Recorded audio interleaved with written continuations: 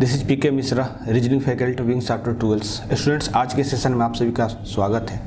तो चलिए स्टार्ट करते हैं हम लोग आज का सेशन। और आज के सेशन में हम लोग डिस्कस करेंगे डायरेक्शन। ठीक है, इससे पहले मेरा कोडिंग पे 3 वीडियो आ चुका है। 3 वीडियो ऑलरेडी हम अपलोड कर चुके हैं, जिसमें 2 वीडियो में हम आपको समझाए हैं कंसेप्ट और 3rd वीडियो में कुछ क्वेश्चन सॉल्व कराए हैं। और कुछ क्वेश्चंस आपको हम होमवर्क के लिए भी दिए थे, तो उम्मीद है कि आप उस होमवर्क को कंप्लीट किए होंगे। और जहाँ पे भी आपको डाउट्स है उस क्वेश्चन पर आप हमसे कमेंट बॉक्स में आप हमसे पूछ सकते हैं। ठीक है, तो स्टार्ट करते हैं हम लोग आज का टॉपिक डायरेक्शन है। डायरेक्शन टॉपिक में जनरली जो कुछ पढ़ना रहता है, जो टाइप्स होते हैं ना, हम सबसे पहले आपको टाइप्स बता देते हैं और उसके बाद हम लोग स्टार्ट करते हैं। ठीक है, एक तो प्योर डायरेक्शन बेस पे आपसे क्वेश्चंस पूछ लिया जाएगा।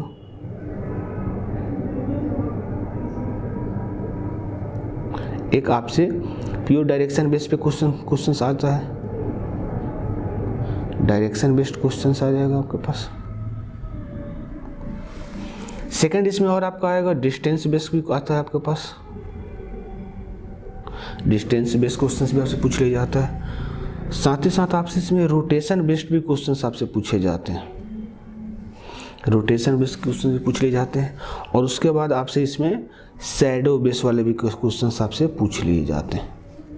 तो ये जो जनरली 4 टाइप्स है ना, इसी टाइप से आपसे एग्जाम्स में क्वेश्चंस पूछे जाते हैं। इसके अलावा भी कुछ टाइप्स हैं जो जैसे हम लोग का सेशन आगे बढ़ते जाएगा ना, हम आपको कंप्लीट कर दें। पर ये मेजर 4 है। इस 4 पे अगर आप कंसेप्ट पे ध्यान देंगे, अच्छे से तैयारी करेंगे, समझेंगे चीज़ों को, तो फिर डायरेक्शन आपके लिए बहुत आसान हो जाएगा। ठीक है ना, इसी डायरेक्शन टॉपिक को कभी कभी डायरेक्शन डिस्टेंस टॉपिक भी बोला जाता है। ठीक है, तो चलिए हम लोग स्टार्ट करते हैं।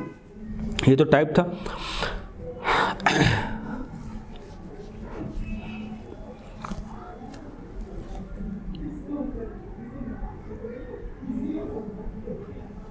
ये होता है हमारा ईस्ट, ये होता है वेस्ट, ये हुआ नॉर्थ और ये हुआ साउथ।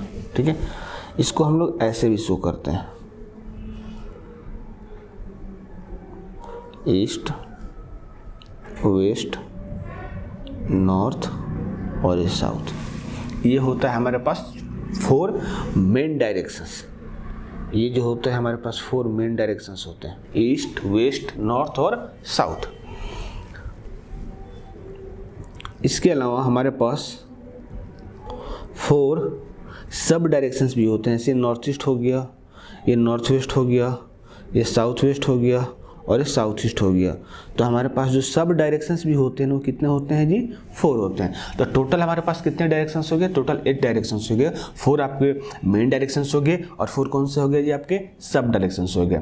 मेन डायरेक्शंस हुआ आपका ईस्ट, वेस्ट, नॉर्थ, साउथ। और जो 4 आपके सब डायरेक्शंस कौन सा हो गया? North east, north west, south west और साउथ ईस्ट। ठीक है, आगे हम लोग बढ़े इसमें।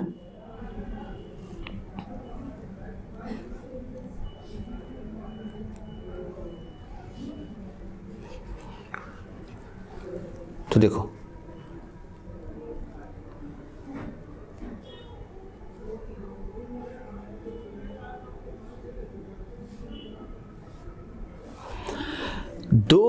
ये पूरा जो सेंटर होगा, ये तो पूरा 360 डिग्री का एंगल बनेगा। पूरा एक राउंड लगाएंगे तो कितना होगा? पूरा 360 का एंगल बनेगा। लेकिन ये जो 2 मेन डायरेक्शन है ना, आपको देखो ईस्ट और नॉर्थ, इनके बीच जो यहाँ बन रहा है ना, ये बन रहा है मेरा 90 डिग्री का। यहाँ पे भी देखो 90 डिग्री का बन रहा है, यहाँ पे भी देखो 90 डिग्री का बन रहा है, और यहाँ पे भी देखो कितना बन रहा है? 90 डिग्री बन रहा है 90 डिग्री। तो इसको एक लाइन में हम याद रख सकते हैं कि 2 कंटिन्यूअस मेन डायरेक्शंस के बीच में हमेशा 90 डिग्री का एंगल बनता है। याद रख सकते हैं कि 2 कंटिन्यूअस मेन डायरेक्शंस के बीच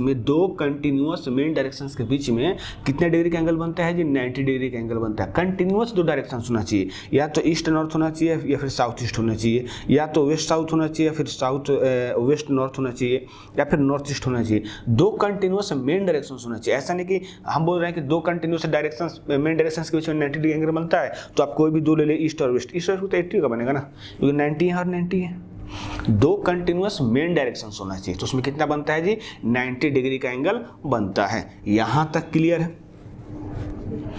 ये छोटा सा जो चीज होता है ना, ये क्वेश्चन सॉल्व करते समय बहुत बड़ा रोल प्ले करता है। अब देखो, ईस्ट है, ये वेस्ट है, ये नॉर्थ है और ये साउथ है, और ये नॉर्थ ईस्ट है, ये साउथ ईस्ट है, ये साउथ वेस्ट है और ये नॉर्थ वेस्ट है। देखो तो यहाँ पे 45 डिग्री का एंगल बन रहा है, यहाँ पे भी 45 डिग्री बन रहा है, यहाँ पे भी 45 बन रहा है, यहाँ पे भी 45 बन रहा है, यहाँ पे भी 45 बन रहा है, हर जगह देखो 45 बन रहा है, 45 बन रहा है ना जी। तो हम इसको क्या बोल सकते हैं कि दो कंटिन्यूअस डायरेक्शंस जिसमें एक मेन डायरेक्शन और एक सब डायरेक्शन हो, उनके बीच में 45 डिग्री का एंगल बनता है। दो, ध्यान से सुनना हम क्या बोल रहे हैं, दो कंटिन्यूअस डायरेक्शंस जिसमें एक मेन डायरेक्शन और एक सब डायरेक्शन हो, उसमें कितने डिग्री का एंगल बनता है जी? 45 डिग्री का एंगल बनता है। याद रखेंगे ना हम लोग? कैसे याद रखेंगे कि दो कंटिन्यूअस मेन डायरेक्शंस के बीच में, जिसमें दो कंटिन्यूअस मेन डायरेक्शंस के बीच में 90 डिग्री का एंगल बनता है, और दो कंटिन्यूअस डायरेक्शंस जिसमें एक मेन डायरेक्शन और एक सब डायरेक्शन हो, उनके बीच में कितने डिग्री का एंगल बनता है जी? 45 डिग्री का एंगल बनता है। यहां तक उम्मीद है कि आपको क्लियर होगा। ठीक है, आगे बढ़ते हैं। अब देखो, कोई पर्सन है जो नॉर्थ की तरफ फेस कर रहा है, नॉर्थ ही होता है हम लोग का। तो देखो, तो जैसे खुद आप जहाँ कहीं भी समझ रहे हो, जहाँ कहीं पढ़ रहे हो, या फिर कॉपी पेज पे लिखो ऐसे, तो देखो आपका राइट एंगल ऐसे बाय डिफॉल्ट आपको ये दिखेगा, और आपका लेफ्ट दिखेगा ये होगा, आपका लेफ्ट ये दिखेगा नहीं। तो राइट इधर हुआ और लेफ्ट क्या हुआ आपका इस साइड हुआ। ये पर्सन जैसे ही अपोजिट हो जाएगा ना, इनके पर्सन जैसे ही साउथ दिखेगा, तो जैसे ही अपोजिट होगा, जैसे देखो अभी हम ऐसे बैठे हुए हैं आपके सामने, तो मेरा राइट साइड ये है, राइट साइड ये है ना, और लेफ्ट साइड ये है। जैसे हम अपोजिट इस साइड देखेंगे ना, तो मेरा राइट साइड ये हो जाएगा, लेफ्ट साइड मेरा ये हो जाएगा। वैसे ही मेरा राइट ये है, लेफ्ट ये है। अब जैसे नॉर्थ से साउथ हम अपोजिट होंगे, तो मेरा राइट ये हो जाएगा और मेरा लेफ्ट ये हो जाएगा। यहाँ तक क्लियर है? कोई पर्सन अगर ईस्ट दिख रहा है ना, तो उसका राइट ये हो जाएगा, उसका लेफ्ट ये हो जाएगा। और कोई पर्सन अगर वेस्ट देख रहा है, तो उसका राइट ये हो जाएगा, इसका लेफ्ट ये हो जाएगा। समझ में आया ना जी? इसको एक नए तरीके से हम लिख देते हैं ताकि आपको राइट और लेफ्ट ये हुआ, इसका राइट और लेफ्ट, ये राइट और लेफ्ट, और ये फिर आपका राइट और लेफ्ट। यहाँ समझा दिया, और यहाँ एक नए सिरे से आपको लिखा भी दिया ताकि आपको फ्रेश दिखेगा। ठीक है, तो जो मेन डायरेक्शंस होता है उसका लेफ्ट राइट अगर आपको बताना हो, तो अब आपको बताने में कोई परेशानी नहीं होगा। अब ऐसे मान चलो सब डायरेक्शन से कोई साउथ ईस्ट दिख रहा है, तो उसका राइट क्या हो जाएगा? ये हो जाएगा, इसका लेफ्ट ही हो जाएगा। कोई इधर देख रहा है, साउथ ईस्ट दिख रहा है, तो किधर होगा? राइट इधर हो जाएगा, लेफ्ट इधर हो जाएगा। कोई पर्सन इधर देख रहा है, राइट ये हो जाएगा, लेफ्ट ये हो जाएगा। और कोई पर्सन इधर दिख रहा है, तो राइट इसका होगा, लेफ्ट इसका ये होगा। आई होप कि अब कोई भी डायरेक्शन हो, चाहे सब डायरेक्शन हो, चाहे वो मेन डायरेक्शन हो, और किसी पर्सन को अगर हमको मूव कराना हो, चाहे लेफ्ट में मूव कराना हो, चाहे राइट में मूव कराना हो, तो हमको अब कोई परेशानी नहीं होने वाला है। हम इजीली बता देंगे कि वो लेफ्ट मूव कर रहा है तो किधर मूव करेगा, वो राइट मूव कर रहा है तो किधर मूव करेगा। यहाँ तक उम्मीद है कि अभी तक क्लियर है और सब कुछ अच्छा चल रहा है। आगे बढ़ते हैं। अब देखो, कोई पर्सन जो है नॉर्थ की तरफ मूव कर रहा है, ठीक है, और ऐसे राइट टर्न लिया, ठीक है।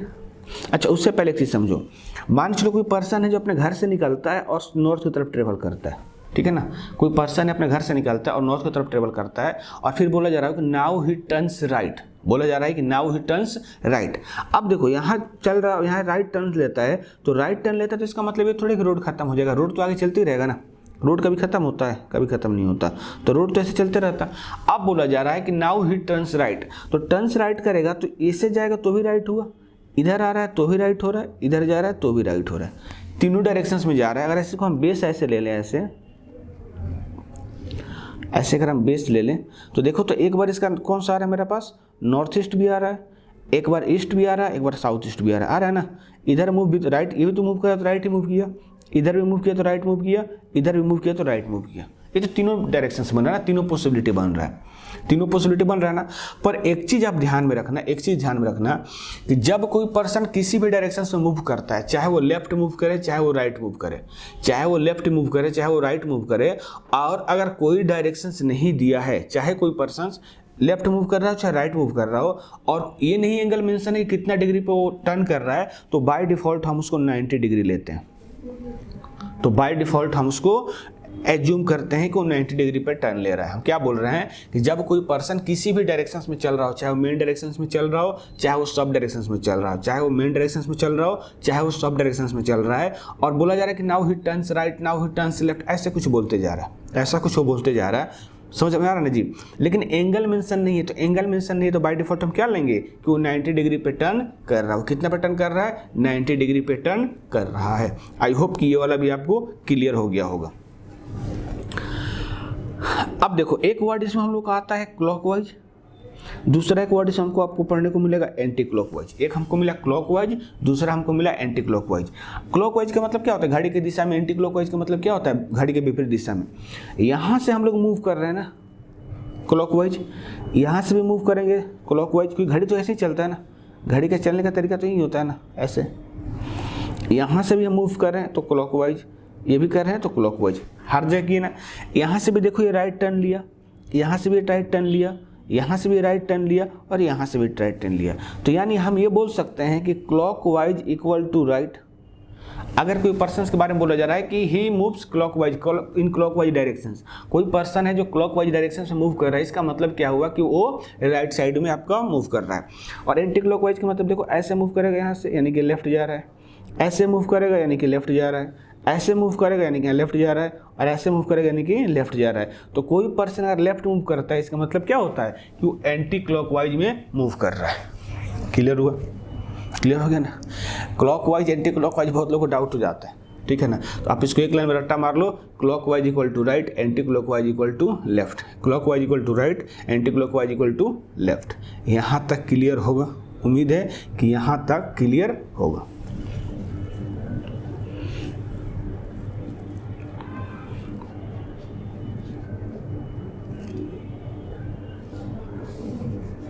अब आगे चलते हैं हम लोग, अब हम लोग आगे बढ़ते हैं।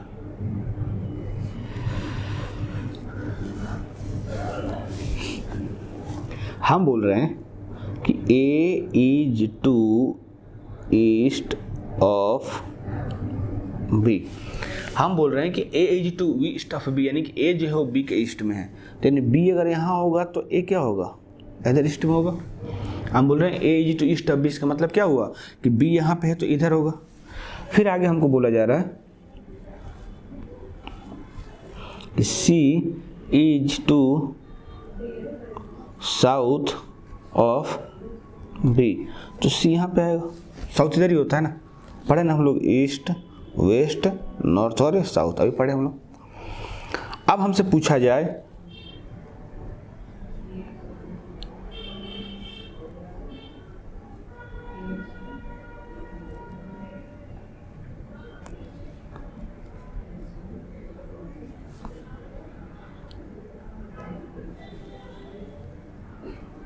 इन्हें सी करो यहाँ पे,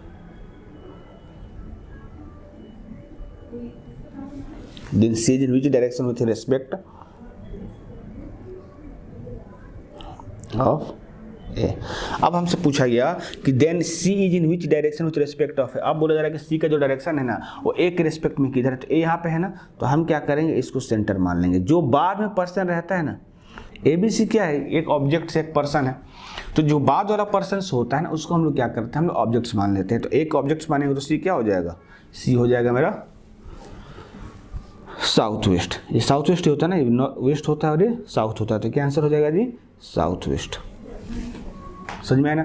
अगर हमको थोड़ा सा भी अगर परेशानी हो रहा है तो 1-2 मिनट आप बैक में जाओ, उसको फिर से एक बार देखो, एक बार ऐसे हम रिपीट कर दे रहे हैं। जैसे हम A is to east of B हमको बोला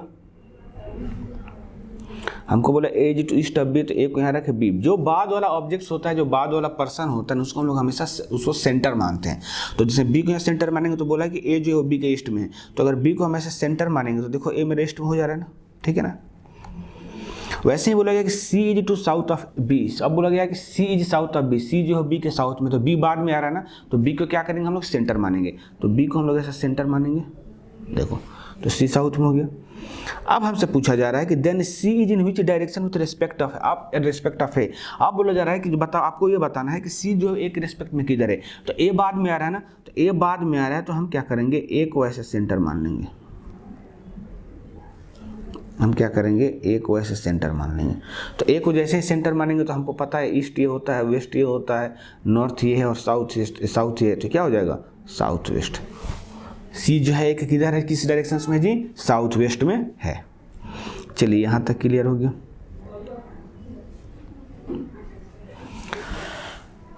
अब हमसे पूछा जा रहा है, एक लाइन इसमें और हम एक लाइन और ऐड करते हैं। हम ऐड कर रहे हैं कि X is to north of C। अब हमको एक लाइन ऐड किया गया कि C X is to north of C, X जो है सी के किधर है जी, नॉर्थ में है। तो हमको ये बताना है कि देन एक्स, अब हमको एक्स के बारे में बताना है कि then X is in which direction with respect of S. अब हमको बताना है कि देन एक्स जो होगा वो सी के रेस्पेक्ट में क्या होगा। ध्यान से समझिएगा अभी जो हम बताने जा रहा है, क्योंकि इस टाइप का क्वेश्चन एग्जाम से बहुत पूछता है और बहुत लोग गलती भी करते हैं, ठीक है ना। ये एक तरह से समझ तो मोस्ट इंपॉर्टेंट क्वेश्चन इस टाइप का हो जाता है डायरेक्शंस के लिए, शैडो के अलावा। तो जैसे बोला ना कि जैसे यहाँ पे ये बोला है कि A is to east of B, हम ऐसा डायग्राम किए हैं, तो हमसे बोला गया कि ए जो है बी के ईस्ट में कितना दूर पे है, ए जो है बी के ईस्ट में है कितना दूर पे है। हम जैसे बोल रहे हैं, सपोज हम यहाँ बैठे हुए और हम बोल रहे हैं कि राजू जो है मेरे राइट में, अगर हम इमीडिएट वर्ड बोलते हैं ना कि राजू जो है मेरे इमीडिएट राइट में, तब तो ठीक मेरे बगल में था वो, लेकिन हम बोल रहे हैं कि राजू जो है मेरे राइट में है, तो यहाँ सब जितने लोग हैं सारे के सारे लोग तो राइट में ही रहेंगे, तो और सारे के सारे लोग राइट में रहेंगे, तो जो इमीडिएट है वो भी राइट में, जो बहुत दूर है वो भी राइट में। तो हो सकता है कि राजू मेरे इमीडिएट में हो सकता है राजू मेरे से बहुत दूर हो, यानी हो सकता है कि मेरे और राजू के बीच में कोई ना हो सकता है कि मेरे और राजू के बीच में कोई हो। तो जैसे बोला गया कि ए जो है वो बी के ईस्ट में है, तो कितना दूर है, ये थोड़ी बोला गया, नहीं बोला गया ना। तो पॉसिबिलिटी बनता है कि हो सकता है कि ए और बी के बीच में कोई प्लेस खाली हो, कोई सीट वैकेंट हो सकता है कि ए और बी के बीच में कोई ना बैठा हो। पॉसिबिलिटी दोनों बन रहा है यहाँ पे। बात समझ में आ रहा है हम क्या बोल रहे हैं? सॉरी जैसे बोला गया कि A is to east of B, तो ए बी के कितना ईस्ट है, ये थोड़ी बोला गया है। हो सकता है इमीडिएट भी हो सकता है उनके बीच में कोई हो, मतलब इनके बीच में कोई हो, मतलब बोलने का मतलब है कि डिस्टेंस प्लेस खाली हो, कोई हो मतलब आदमी नहीं है, ठीक है ना, गलत नहीं सोचना है, ठीक है। तो अब जैसे देखो यहाँ बोला गया ना कि तो वो जो मेरा ए और बी के साथ कैसे बन रहा है, तो वो मेरा बी और सी के साथ भी तो बन रहा है ना, बी और सी के साथ ही बन रहा है कि हो सकता है बी और सी के बीच में कोई हो सकता है बी और सी के बीच में कोई ना हो। अब बोला गया यहाँ पे लास्ट वाला जो लाइन हम लिखे बाद में कि X is to north of C, अब बोल रहा है कि एक्स जो है सी के नॉर्थ में है, तो हो सकता है कि बी और सी के बीच में कोई ना हो। अगर एक पॉसिबिलिटी हम ये मान के चलते हैं तो फिर एक्स यहाँ पे जाएगा, और दूसरा पॉसिबिलिटी आपका ये आएगा कि हो सकता है कि सी और बी के बीच में कोई हो, तो एक साथ हो सकता है ना यहाँ पे, अब एक साथ भी सकता है, तो हो सकता है। तो अब हमको चूंकि ए से बताना है तो ए को हमेशा सेंटर मानेंगे, ए को हमेशा सेंटर मानेंगे, तो ये मेरा हो जाएगा साउथ वेस्ट, और यहाँ ए को सेंटर माने, एक minute B C, sorry X का बताना है ना,